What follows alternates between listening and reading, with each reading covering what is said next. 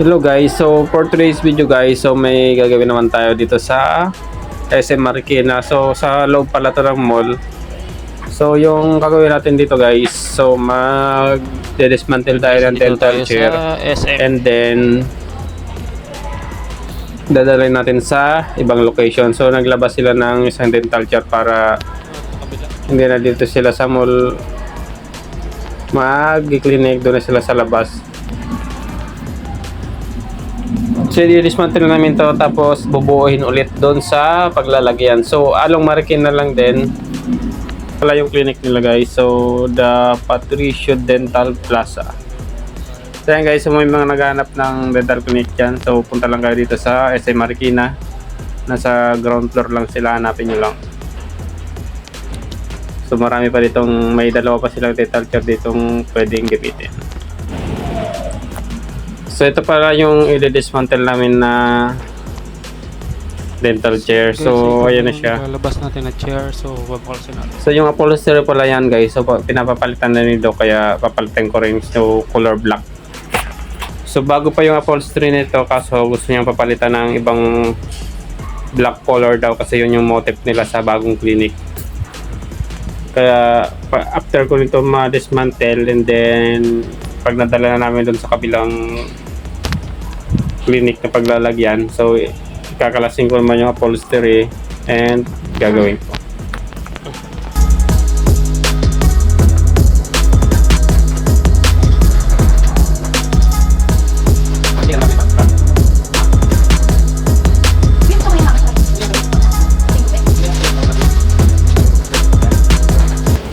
So ito na pala guys, so sisimulan na namin dismantle yung chair. So tatanggalin lang namin yung mga nakakabit dyan na whitening and light cure and yung monitor niya. So kasama ko pala dito yung kapatid ko na galing province. So pumunta kasi siya abroad, so sinama ko muna siya para mayroong extra income.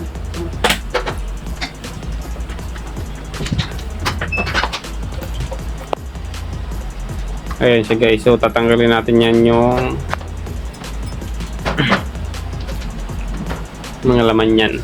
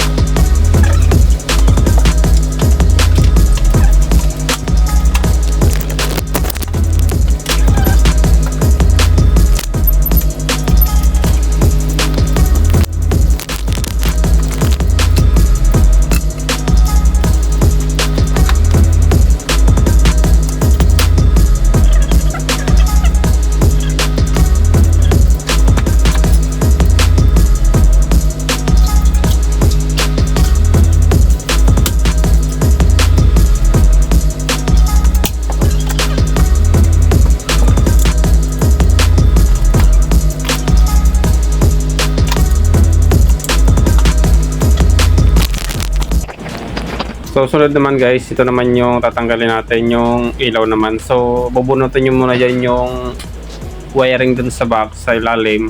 Tapos ay tatanggalin nyo muna yung connection nito sa wire sa ilalim and then saka nyo na bunutin yan para so mabubunot nyo na siyang buo. Ayan siya.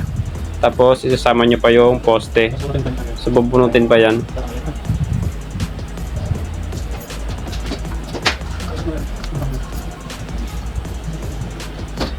Kasi may nakakabit pang wire, so binunot ko muna at lugin nyo lang patas yan, then mabubunot na yan. So wala siyang tornilyo guys, so nakasalpak lang yun dyan.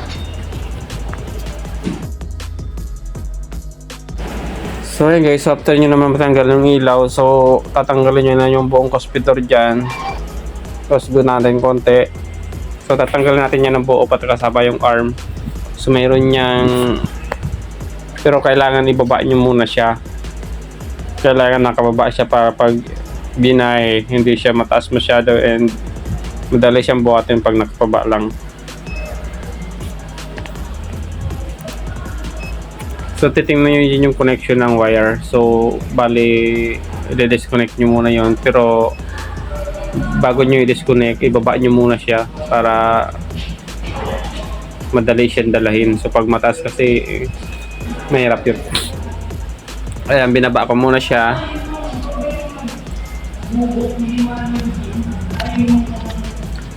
So ayan guys, so yan yung mga wiring dyan sa loob. Dito yan sa, so i-disconnect nyo na yan para mabunot nyo na.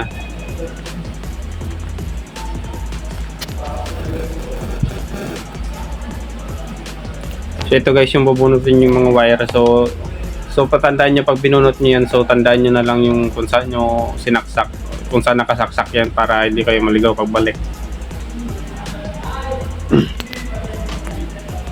Pero ayun, 4 na tornilyo yan, so yan yung tatanggalin dyan. So buong paspeeder side, taka yung arm. So ito na guys, so tanggal ko na yung tornilyong 4. So kailangan may mag-alalay kasi mabigat to eh. So kailangan talaga 2 tao bago mag-dismantle ng dendancer.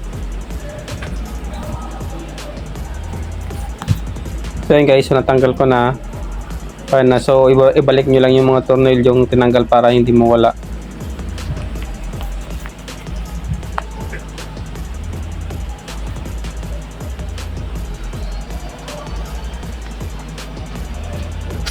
So yeah guys, so madali na siyang buhatin and magana siya.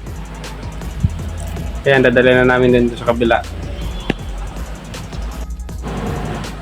So ayan guys, so tapos na namin itong ma-dismantle. So ready na for pick up lang to. So sasakay kasi ito sa L300. So bali lalamove lang yung pagsasakyan. So yun lang naman guys. So abang na lang kayo sa susunod na video kasi medyo mahaba to. Hindi ko na sinama pati yung pag-assemble namin doon sa kabilang clinic. So yun lang guys, so hanggang dito na lang muna tayo. Thanks for watching and don't forget to subscribe and like and share ng ating mga video. Thank you!